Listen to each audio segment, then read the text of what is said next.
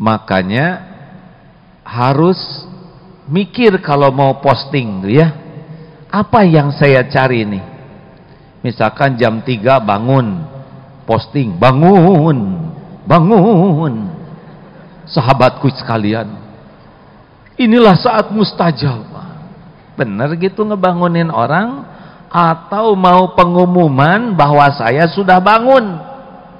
Dan Allah tahu itu isi hati kita.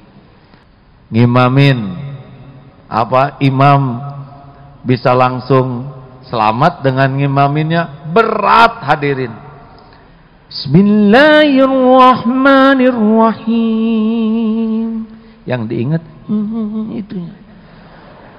Makhraj bagus nih, haknya bersih. Jadi tahsin. Tidak ingat dia lagi mimpin sholat, tidak ingat Allah lagi menatap dia. Asyahid tidak ingat ar-raqib, Allah tahu pikiran dan hatinya. Itu bisa jadi ngimamin tuh dosa. Fawailul lil musallin. Kadang baca Quran yang panjang tapi niatnya ingin dianggap hafalannya panjang.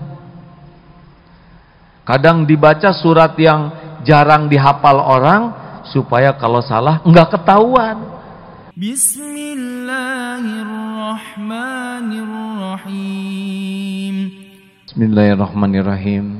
Assalamualaikum warahmatullahi wabarakatuh. Berkenan mengikuti subhanallah walhamdulillah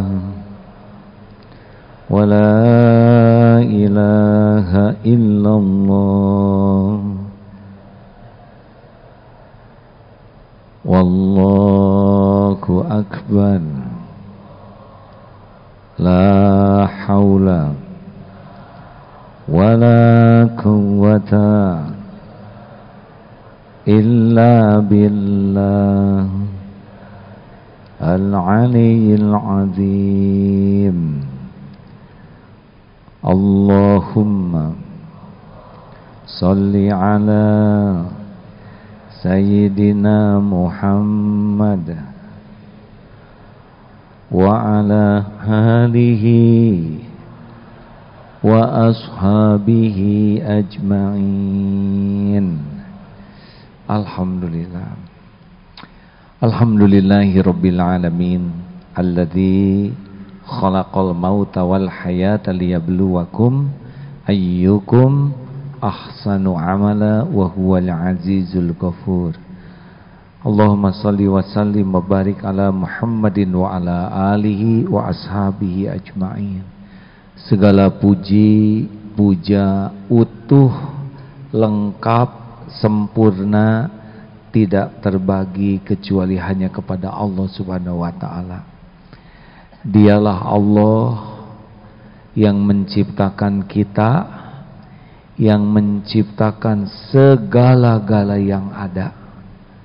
Segala puji bagi Allah yang memiliki langit, bumi berikut segala isinya.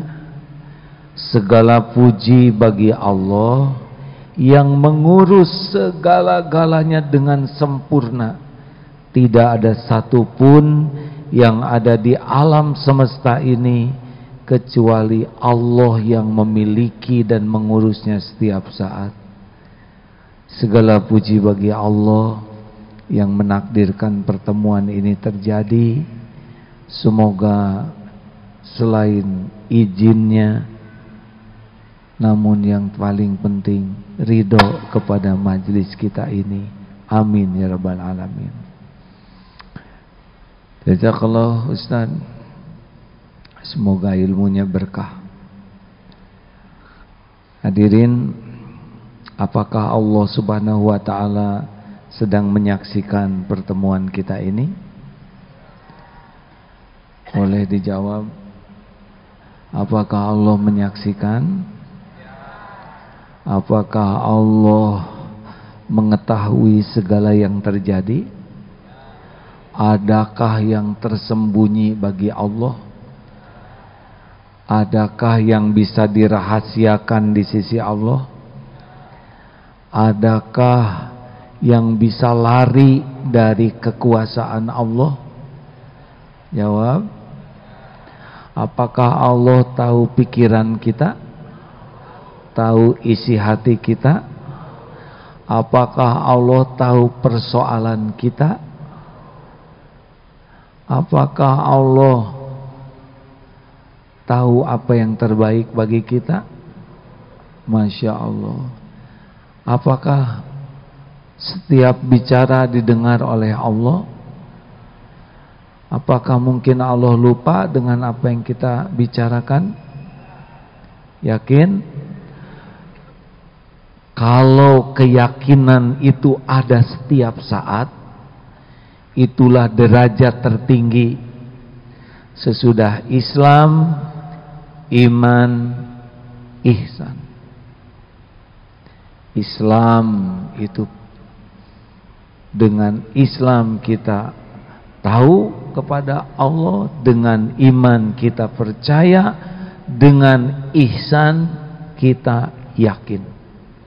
Di dalam Al-Quranul Karim yang paling sering disebut adalah innallaha yuhibbul muhsinin. Sesungguhnya Allah sangat mencintai orang yang ihsan. Seperti apakah orang yang ihsan? Dalam hadis sahih disebutkan anta'budallah ka'annaka tarahu wa illam takun tarahu fa innahu yarak. Beribadah kepada Allah seakan kita bisa melihat Allah, seperti tadi itu begitu. Sekiranya engkau tidak bisa melihat Allah, maka ketahuilah Allah melihatmu. Jadi orang yang paling bisa menjaga diri dari perbuatan maksiat adalah orang yang paling ihsan. Kita coba bagaimana supaya bisa ihsan. Asma Allah yang kita bahas kali ini Asy-Syahid, Allah yang maha menyaksikan. Ar-Raqib, Allah yang maha mengawasi. Nanti kita coba bedakan ya. Di dalam surat Al-Buruj ayat 9, a'udzubillahi minasyaitonirrajim, wallahu ala kulli syai'in syahid, dan Allah maha menyaksikan segala-galanya. An-Nisa 79, wa kafa billahi syahida, cukuplah Allah yang jadi saksi. Dalam Al-Hajj ayat 17, innallaha ala kulli syai'in syahida, sesungguhnya Allah menyaksikan segala-galanya. Peperangan disaksikan, semua pencurian disaksikan, orang yang berpacaran disaksikan. Tidak ada satupun yang tersembunyi. Allah mengetahui semua perbuatan yang paling rahasia sekalipun. Tidak ada satupun amal yang kita lakukan kecuali Allah tahu. Tidak ada satupun maksiat sekecil apapun di tempat tersembunyi pun kecuali Allah menyaksikannya. Ini penting sekali kita yakini ya. Nanti ada hikmahnya disampaikan. Walaupun orang mengadakan rapat rahasia di tempat yang sangat rahasia sehingga tempat itu tidak diketahui siapapun, mereka rapat gelap sehingga tidak bisa melihat siapapun yang hadir, saking rahasianya. Bisik-bisik sampai tidak terdengar oleh yang dibisikinya. Coba ini, kira-kira Allah tahu tidak? Yakin? Bagus. Ar-Raqib, innallaha kana 'alaikum raqiba, sesungguhnya Allah selalu mengawasi dan menjaga dan mengawasi kamu. Surat An-Nisa ayat 1. Al-Ahzab 52. Wa kana Allahu ala kulli syai'in raqiba, dan Allah Maha mengawasi segala sesuatu. Apa bedanya menyaksikan dengan mengawasi? Begini, kurang lebih ilmu yang saya pahami dan didapatkan, kita semua disaksikan oleh Allah, semua, segalanya, sekecil apapun tidak ada yang luput dari disaksikan oleh Allah. Ar-Raqib itu Allah mengetahui apa yang ada di dalam hati, yang tersembunyi di lubuk hati. Allah tahu apa yang tersirat dalam pikiran, yang halus, yang tersembunyi. Ar-Raqib. Misal tentang mata, surat Ghafir kalau tidak salah ya, sebentar. Ya, surat Ghafir 19. Ya'lamu kha'inatal a'yun. Allah, dia mengetahui khianatnya mata, wa ma tukhfis sudur, dan apa yang disembunyikan oleh hati. Ini sedang aman posisi duduk begini. Tapi ketika bubaran, mata melihat, hati juga beda. Maka jaga pandangan itu akan membuat terjaganya hati. Nonton film, iklan, mata melihat iklan, hati bisa beda itu. Hati-hati, hati-hati. Sudah punya suami, nonton iklan ganteng misalkan, terus lihat suami tidak bicara apa-apa, tapi Allah tahu apa yang dibisarkan di dalam hati. Lihat ganteng, astagfirullahaladzim. Lihat suami sedang menganga, Allah tahu itu bisikan hati. Yang halal yang menganga daripada yang ditonton suami orang. Hati-hati ibu, bapak, apalagi lelaki. Jaga pandangan, lihat HP, lihat ada yang tidak boleh dilihat. Bersembunyi. Apakah Allah tahu kita bersembunyi? Tahu setiap apa yang digeser, kiri, kanan, atas, bawah. Tidak pernah sendirian. Selain kita lihat HP, malaikat juga lihat apa yang kita lihat dan mencatatnya, dan Allah juga menyaksikan apa yang sedang kita lakukan. Dan satu lagi nih, Allah Maha tahu nafsu, pikiran kotor yang ada di hati karena apa yang kita lihat.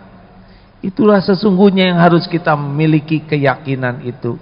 Sehingga kalau yakin Allah Asy-Syahid dan Ar-Raqib, baiknya itu bukan baik hanya lahiriah, tapi baik sampai lubuk hati yang paling dalam. Karena ada yang, maaf ya, sambil duduk begini kita melihat orang yang di depan, itu hati bisa ngomong, ih kaos singletnya bolong, orang ini keteknya bau. Terus hati itu bekerja, dan Allah tahu persis. Surat Qaf berapa tuh? Walaqad khalaqnal insan wa na'lamu ma tuwaswisu bihi nafsuh wa nahnu aqrabu ilaihi min hablil warid. Dan kami menciptakan insan dan kami mengetahui apa yang dibisikkan di dalam hati. Wa nahnu aqrabu ilaihi min hablil warid, dan kami lebih dekat kepadanya daripada urat lehernya. Ini penting sekali bagi umat Islam, tidak hanya paham Islam, tapi juga harus mengamalkan, dan tidak cukup hanya amalan lahiriah, tapi harus sampai ke amalan hati. Karena Allah, innallaha la yanzuru ila suwarikum wa amwalikum walakin yanzuru ila qulubikum wa a'malikum. Allah tidak melihat rupa, karena rupa ini bikinan Allah, dan tidak melihat hartamu, tapi Allah melihat hati dan amalmu. Jadi inilah asy-syahid melihat amal, ar-raqib melihat hati. Begitu kurang lebih sederhananya. Lanjut. Kenapa jadi pada melongo begini? Pernahkah kita sendirian dalam hidup ini? Jadi ya sebelum menjawab dipikir dulu. Pernahkah kita sendirian dalam hidup ini? Bagus, tidak. Kenapa tidak sendirian? Ada Allah. Ada juga ciptaan Allah namanya malaikat. Itu tidak pernah sendiri. Ini ada syair. Apabila engkau bersendirian dengan waktu pada suatu hari, maka janganlah engkau berkata, aku sendirian.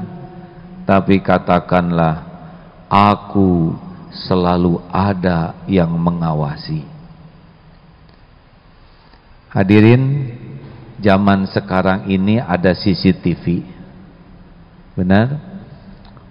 Orang masuk ke dalam lift, ada CCTV. Dikit-dikit ada yang mengawasi. Mau telepon, disadap, langsung bagus omongannya. Padahal semua alat teknologi itu diciptakan oleh Allah sesungguhnya untuk melangkah lebih yakin kepada sesuatu yang tidak terlihat, yaitu yang gaib, Allah Subhanahu wa taala. Makanya orang yang selalu merasa diawasi oleh Allah, apa hikmahnya? Sulit berbuat maksiat. Nih, bagi yang belum nikah, kalau nanti telepon, Dek, boleh aku bicara kepadamu? Silahkan. Ada siapa di situ? Ada Allah. Aduh, jangan langsung solehah dong, yang normal dulu saja. Mas, langsung saja bicaranya. Sebetulnya enggak mas, enggak usah ribet-ribet ya. Setiap perkataan itu didengar oleh Allah mas, dicatat. Tidak usah ada rayuan-rayuan gombal. Apa maksudmu? Wah, kalau bicara begini saya jadi susah. Batal deh saya melamarmu. Alhamdulillah, berarti Allah mengabulkan. Baru saja saya sholat istiqoroh. Ya Allah, sekiranya ini baik bagi dunia akhirat saya, mudahkan jodoh ini. Tapi kalau tidak baik, maka jangan ya Allah. Pas mas nelpon langsung mau membatalkan, berarti terkabul doa saya. Terima kasih ya. Assalamualaikum warahmatullahi wabarakatuh. Tutup, beres. Idealnya begitu. Tidak perlu banyak rayuan. Dan yang membulak-balik hati adalah Allah. Masih ingat cerita tentang tukang bunga? Hadirin, kalau masih, kalau enggak harus jelas. Kan? Ada yang ingat tidak? Ingat? Silakan saja diingat-ingat kalau gitu. Saya menceritakan ini bahwa kalau nanti mau punya jodoh, tidak usah dengan cara-cara yang tidak Allah sukai, karena yang menentukan jodoh itu adalah Allah. Perlu saya ceritakan kembali? Kalau perlu, kalau tidak. Al-Kisah, ini bukan hadis, bukan riwayat dari sahabat, cuma cerita. Ada orang yang membeli bunga untuk calon istrinya. Pak, beli bunga bukan setangkai, Ya segitulah secukupnya. Waduh, untuk siapa dek? Ini untuk calon istri saya. Oh, romantis sekali ya. Ya begitulah, namanya juga ikhtiar. Kagum si bapak, baru juga merapa langkah keluar, balik lagi. Beli deh pak, satu paket lagi. Loh, ini untuk siapa lagi dek? Adiknya juga manis pak, jaga-jaga aja. Kalau enggak jadi dengan kakaknya, ya mudah-mudahan dengan adiknya untuk cadangan lah pak. Beli. Mulai terpikir, ini anak serakah banget, kata tukang bunga. Tidak lama kemudian balik lagi. Loh, balik, iya satu lagi pak, ini untuk siapa? Itu kalau saya datang ibunya suka ngasih minum dan sebagainya, manis juga pak ya, buat ibunya pak. Jengkel si tukang bunga, ini anak kurang ajar, kakaknya, adiknya, ibunya, tapi tidak berani bicara. Udah laku bunganya. Datang, nah, senang sekali calonnya. Adek ini, adeknya bahagia. Bu, ibunya juga ceria. Sedang ngobrol, bel bunyi. Bapak datang, bapak datang. Rupanya datang ayahnya. Tiba-tiba dia berdoa, khusyuk sekali, merunduk begini, panjang sekali.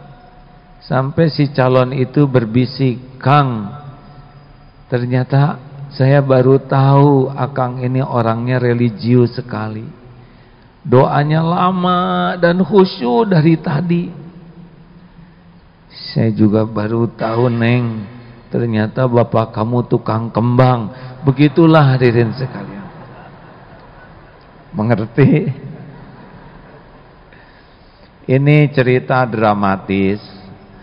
Tetapi bagi orang yang mengenal Allah tidak usah serumit itu. Boleh memberi hadiah, boleh, tapi tidak usah rumit, karena Allah menyaksikan segalanya. Sedang akhwat itu ciptaan Allah, yang membulak-balik hatinya juga Allah. Saudara mau pinjem jaket teman, pinjem motor teman, rambut dipolas-poles, enggak ngepek. Kalau Allah batalkan, batal. Jelas? Kembalikan itu jaket. Kan biasanya kalau mau apel teh pinjam jaket demi kelihatan keren, motor ganti-ganti, padahal kerjanya di bengkel. Mau apa? Hadirin, yakinlah Allah menyaksikan segalanya. Pada waktu ada Ustadz Adi Hidayat, AA menyambut beliau dengan kisah ini. Mau didengarkan? Maaf hadirin, ini kisahnya sangat-sangat sederhana, tapi berkaitan dengan keyakinan seorang ayah yang ingin mengajari anaknya ilmu yakin. Anak datang, Pak, saya mau dharma wisata, minta uang 70.000. Ya nak, besok sholat dulu jamaah ya, minta ke Allah. Besoknya sholat subuh jamaah, maghrib jamaah. Ya Allah,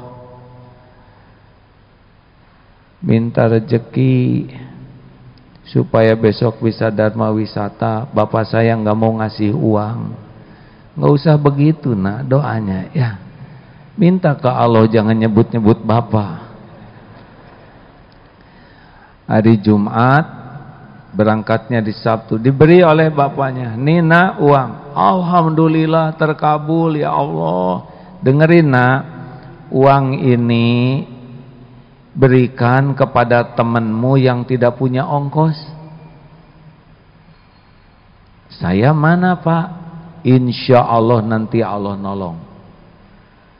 Kasihkan saja. Bingung si anak. Ke sekolah, Bu Guru, ada tidak yang tidak punya ongkos? Ada tuh murid yang itu. Nah, kalau gitu ini buat bayar ongkos Dharma Wisata. Loh, kamu mana nak? Itu dia Bu Guru. Bapak saya cuma ngasih buat sedekah, tidak ngasih buat saya. Kata kalau gitu kamu nggak bisa ikut. Nah, kata bapak saya, pergi itu bukan kata bapak, bukan kata guru, tapi kalau Allah mau saya bisa pergi.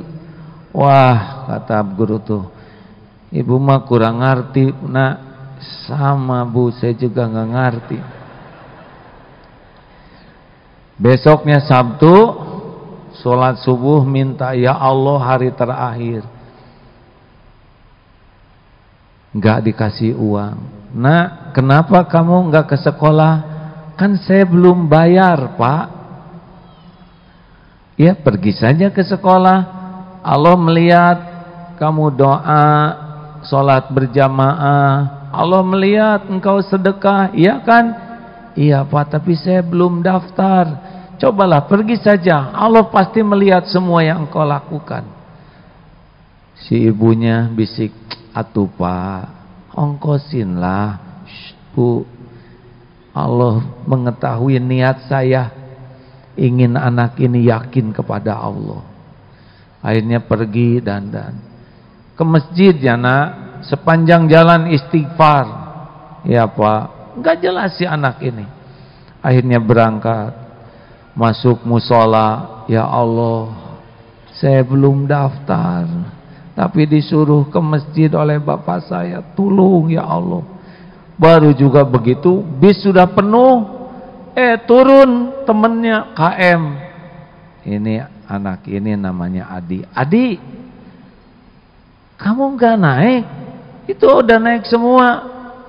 Adi bahagia dicari. Ayo naik. Tapi saya belum bayar. Oh, belum bayar. Ya udah deh, doain aja supaya kamu.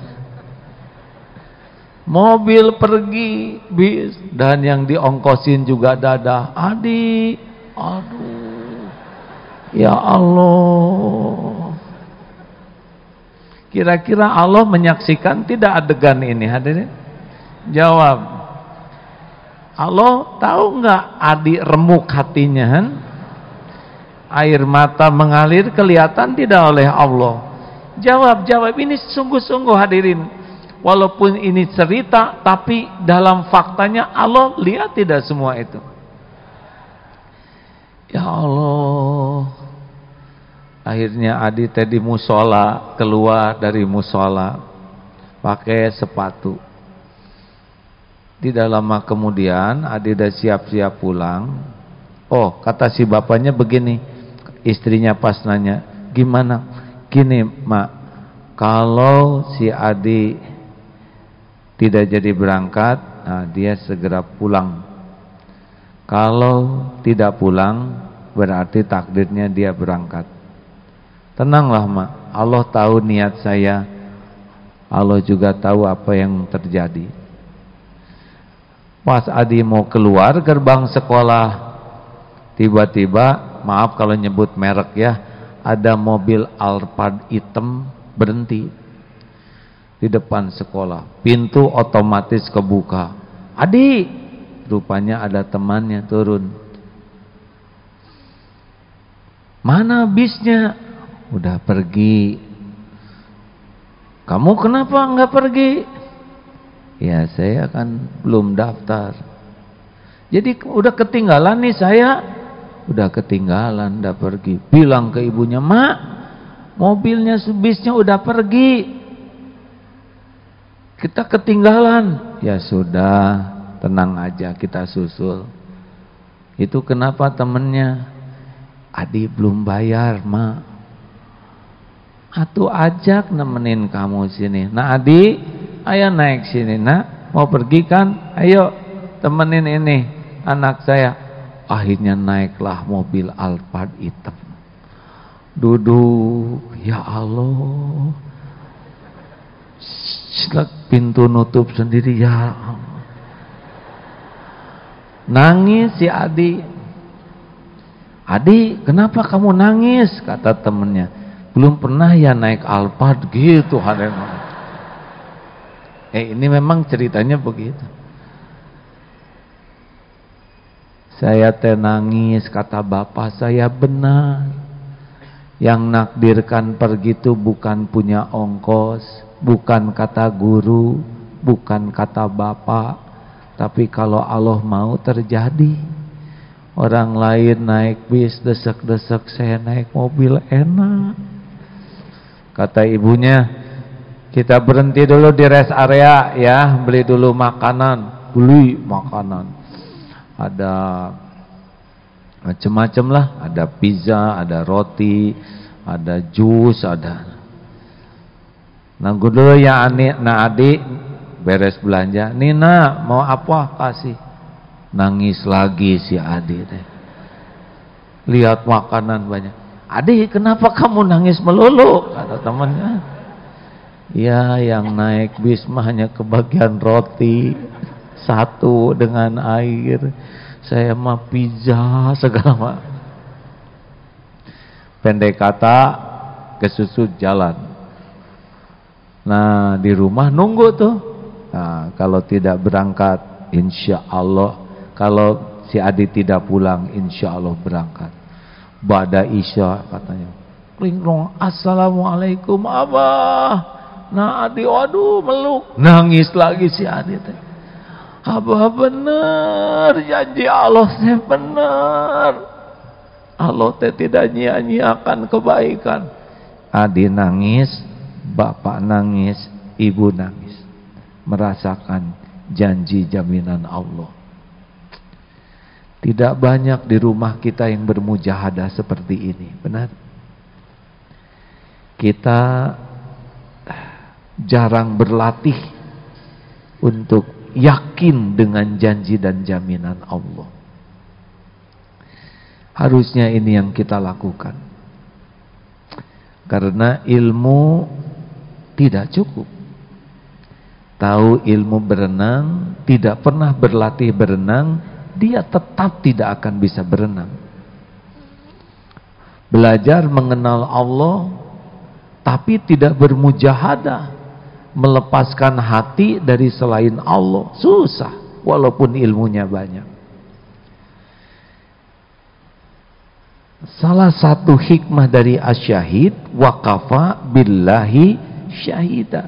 Mulai sekarang kita harus yakin, ada orang, tidak ada orang, sama. Allah ada. Kalau ada orang semangat, tidak ada orang tidak semangat. Ada orang taat, tidak ada orang maksiat. Ciri-ciri itu kita tidak yakin ada Allah. Orang lihat, orang tidak lihat, sama. Allah asyahid. Wa huwa ma'akum aynama kuntum wallahu bima ta'maluna basyir.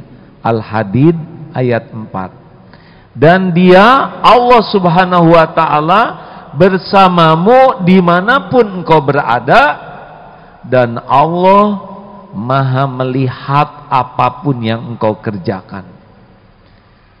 Jadi orang lihat, orang tidak lihat, sama. Karena yang penting yakin Allah maha melihat. Kalau ada orang dilihat jadi rajin, orang tidak lihat jadi tidak rajin, ciri-ciri bukan karena Allah, karena orang. Puji, caci, ember jatuh, sama. Kalau kita gembira, semangat karena dipuji, tidak semangat karena tidak ada yang muji, patah semangat karena dicaci, berarti karena mulut orang.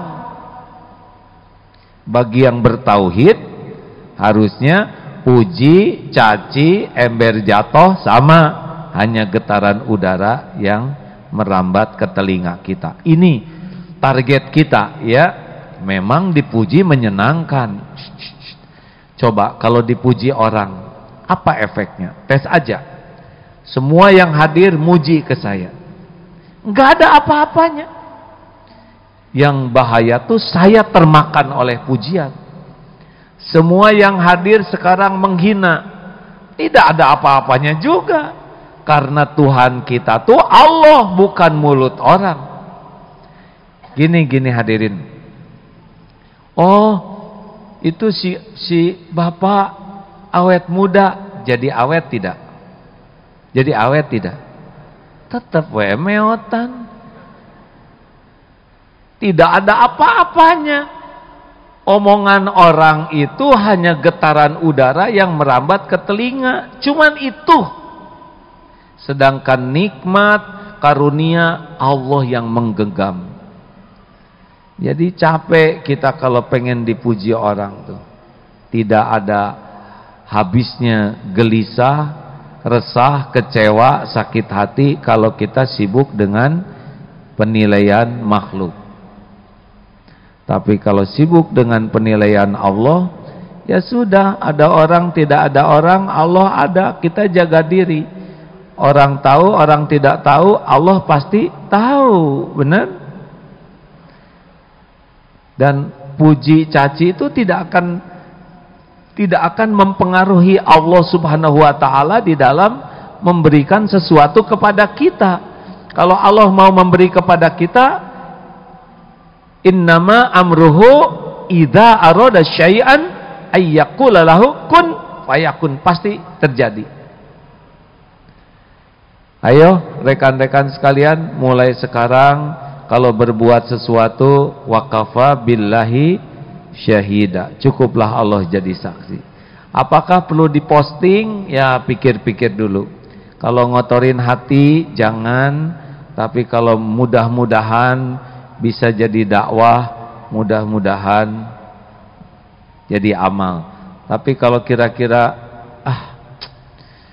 gini, kalau kita posting terus kebaikan kita, kira-kira orang bakal ngikuti kebaikan kita atau tidak?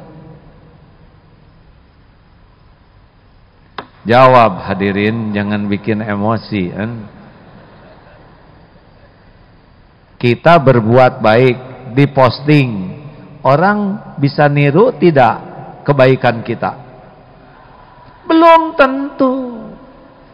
Orang berbuat baik itu karena Allah yang menggerakkan. Kalau Allah tahu kita ria dan pasti tahu, tinggal dibalikan saja. Hati orang tidak mau mengamalkan, hilanglah amal kita. Makanya harus mikir kalau mau posting tuh ya. Apa yang saya cari nih? Misalkan jam 3 bangun, posting, bangun. Sahabatku sekalian, inilah saat mustajab. Bener gitu ngebangunin orang? Atau mau pengumuman bahwa saya sudah bangun? Dan Allah tahu itu isi hati kita. Yang baca juga jadi enek. Maneh posting. Belum tentu orang jadi bangun, karena Allah tahu niat kita bukan membangunkan orang, tapi niat kita pamer bahwa kita sudah bangun. Itu tidak bisa disembunyikan ke Allah niat itu. Azan, Allahu Akbar, Allahu Akbar. Apakah jadi amal? Jawab atuh hadirin. Belum tentu. Mulut bunyi, Allah tahu dia mengumandangkan. Pikiran ingat ke Allah, belum tentu. Tergetar ini orang-orang nih. Allahu Akbar, Allahu Akbar. Lembut nih, menusuk hati, begitu. Mulut nyebut Allah, hati tidak ke Allah sama sekali. Itu bayangkan dosa itu.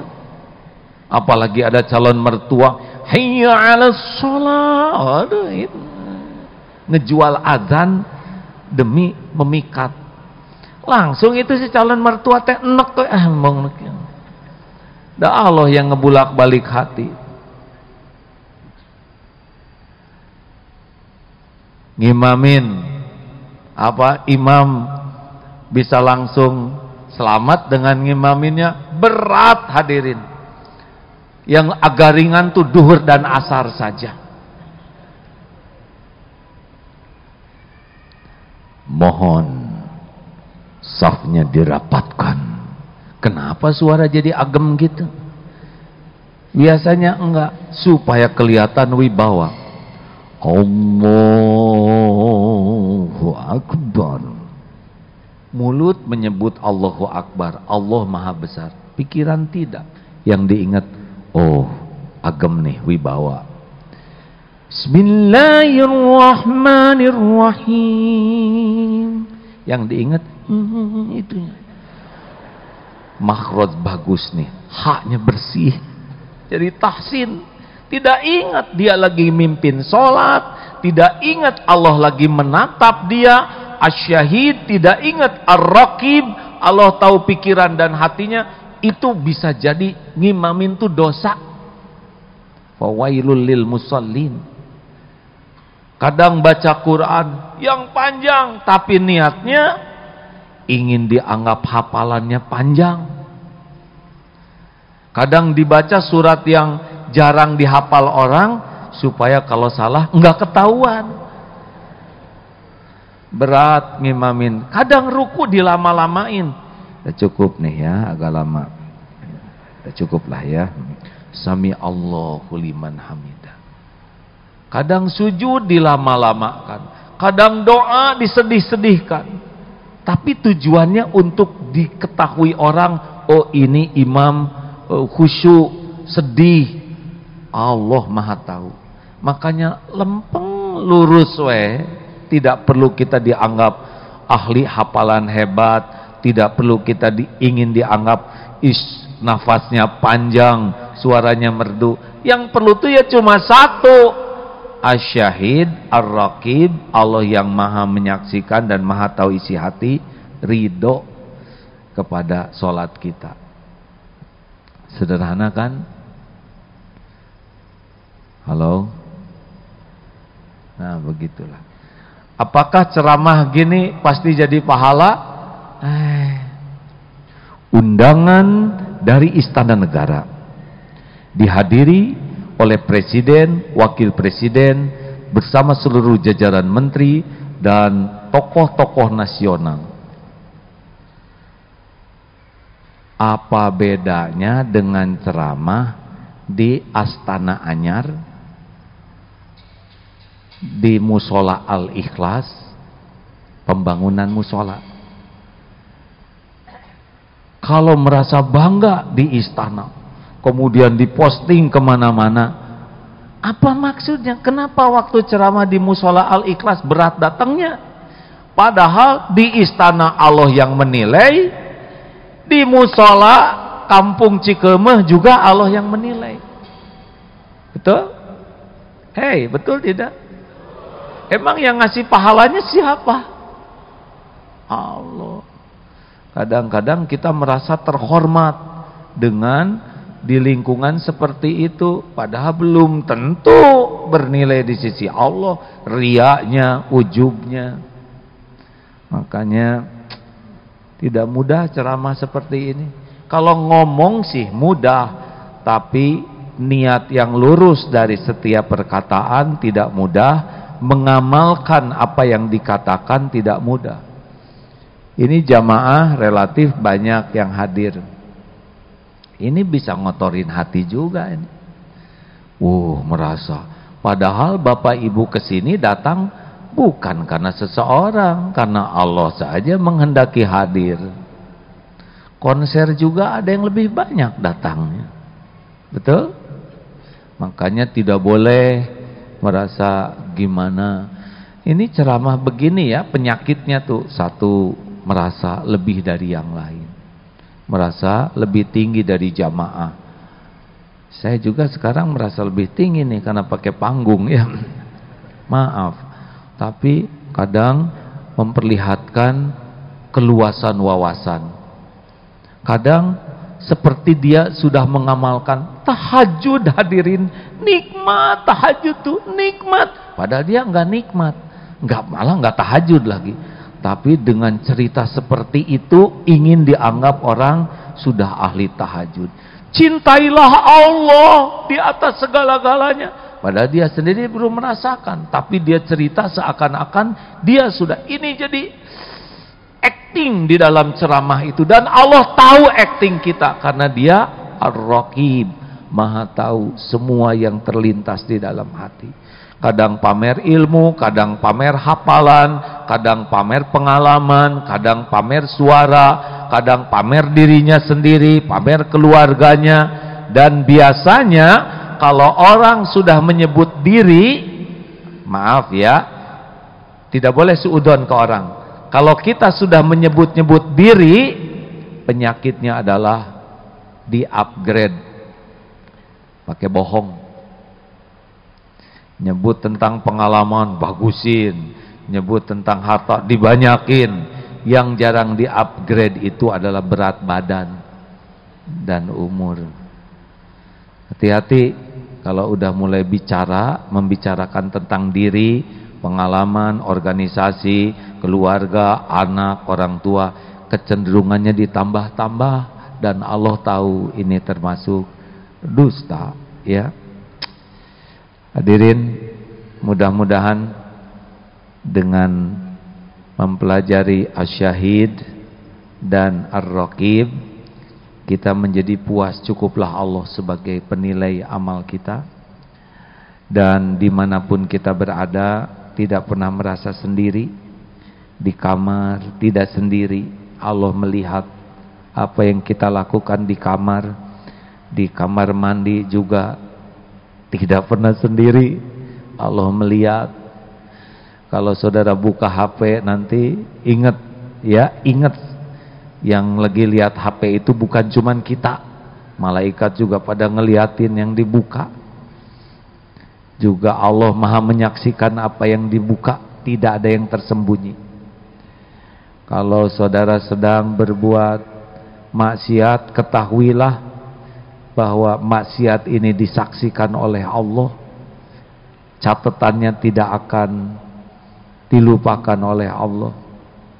Dan ada lagi satu lagi, jangan pernah kita ingin diperlakukan spesial oleh orang lain. Karena sebetulnya kita ini dihormati orang.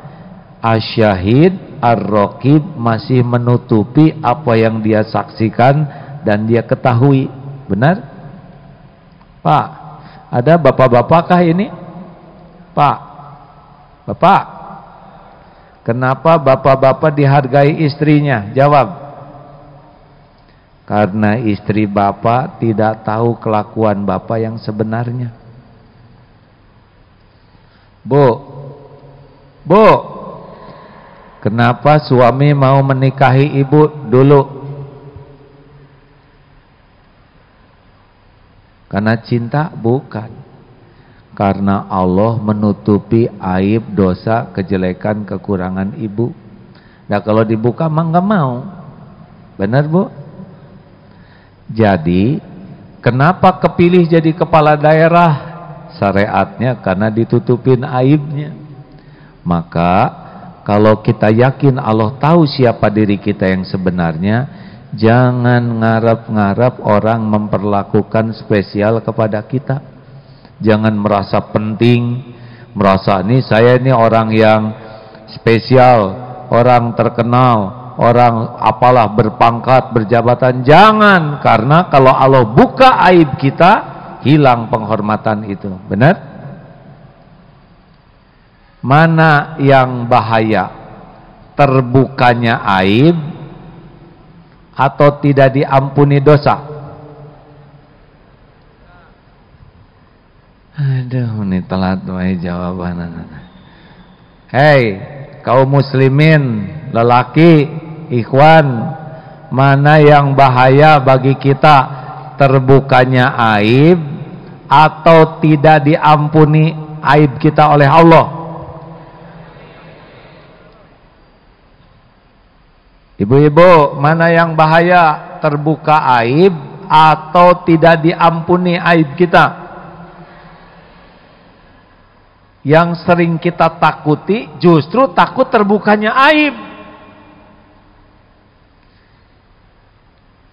Gini ya, Allah teh udah tahu kalau aib kita dibuka tuh ngejongkeng luar biasa diri kita. Allah sudah mengerti sekali, Dia maha bijaksana. Justru mumpung ditutup oleh Allah, kita tobat. Jangan sibuk takut dibuka ke makhluk, tapi sibuklah takut tidak diampuni oleh Allah. Kalaupun misalkan aib kita kebuka, pasti dikit. Dan Allah juga mengerti remuknya diri kita kalau dibuka semua. Dan kalau kita dibuka aib, tinggal tobat. Kalau salah ke orang, minta maaf dengan tulus, sambil minta ampun ke Allah sungguh-sungguh. Ya itulah yang kita lakukan. Ada kalanya Allah membuka aib kita sedikit, kesalahan kita adalah jalan supaya kita bisa tobat. Karena kalau nggak dibuka, kadang-kadang kita tidak tobat. Nah, mumpung ditutup. Coba saya ingin tanya, yang tidak punya dosa, coba acungkan tangan. Ada tidak? Tidak ada ya? Yang sedikit dosanya, boleh ngacung? Nggak apa-apa, ngaku aja kalau merasa sedikit. Yang sedang, ada? Lihat kiri kanan. Jujur, acungkan tangan yang merasa banyak dosa, yang merasa banyak aib.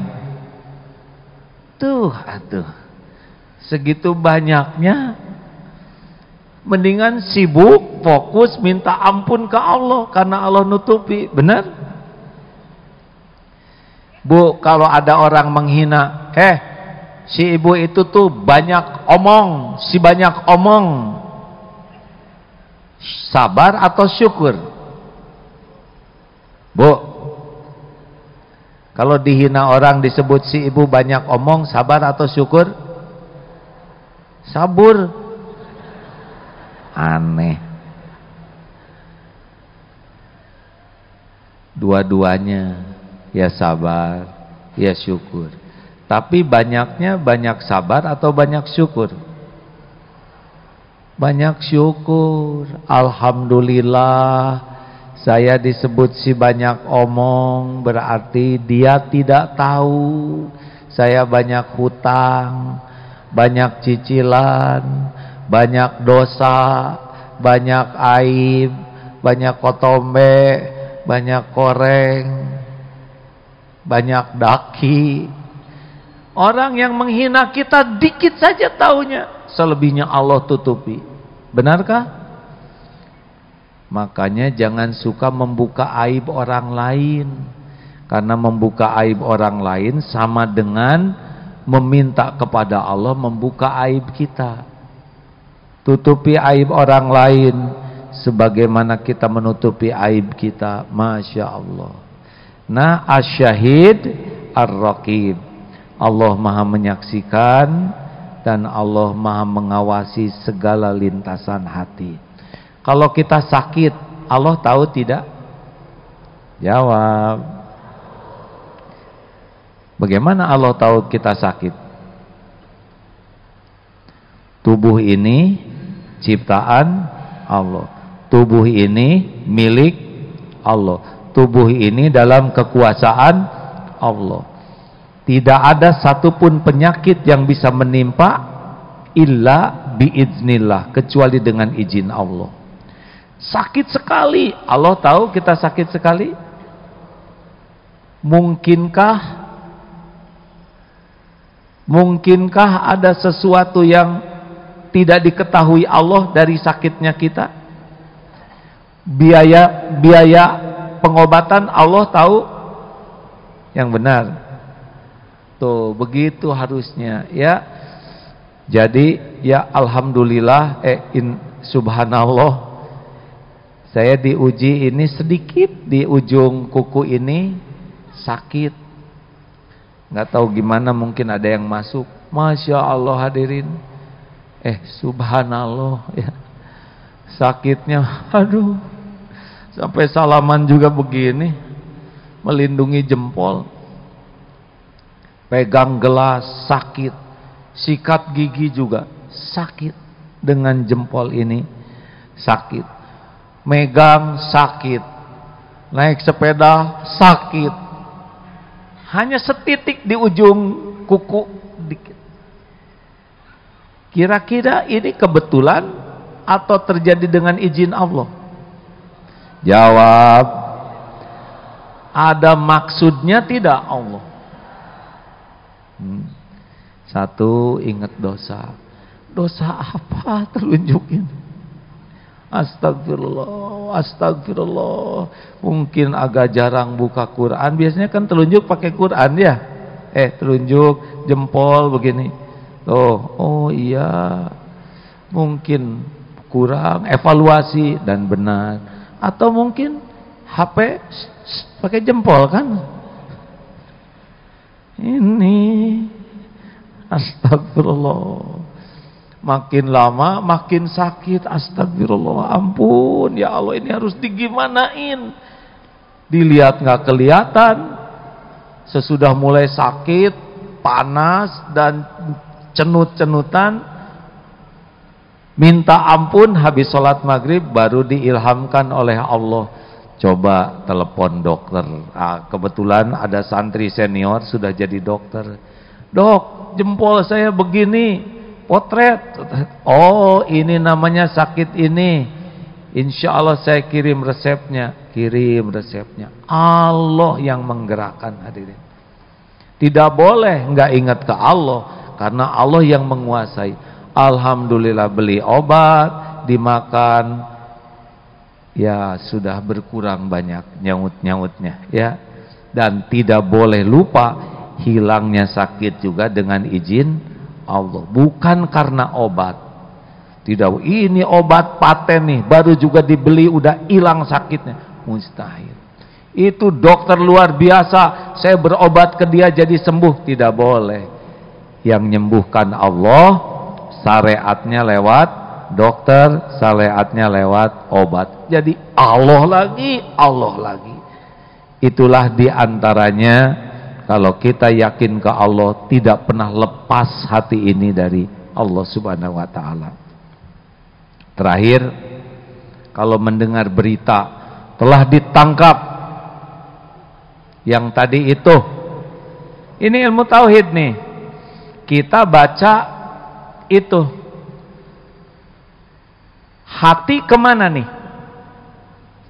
Langsung harus ingat, Allah yang melihat semua kejadian, Allah yang membuka, Allah yang menetapkan. Hikmahnya apa?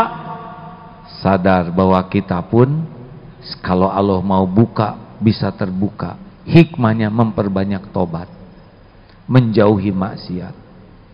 Telah terjadi banjir, di berita kurang nyebut Allahnya. Hanya banjir, hujan, tanggul, Allahnya tidak disebut. Harusnya yang lebih banyak disebut Allah. Nah, hujan turun itu bukan karena air menguap, tapi air diperintahkan Allah menguap, dikumpulkan oleh Allah dalam bentuk awan, di tempat yang ditetapkan Allah, maka diturunkan dalam bentuk hujan, dalam jumlah yang ditetapkan oleh Allah, dan setiap tetesan air pasti bertasbih kepada Allah. Gitu. Jadi Allah lagi, karena memang begitu.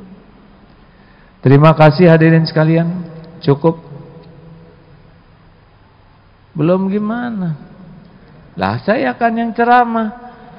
Rumah kuring weh.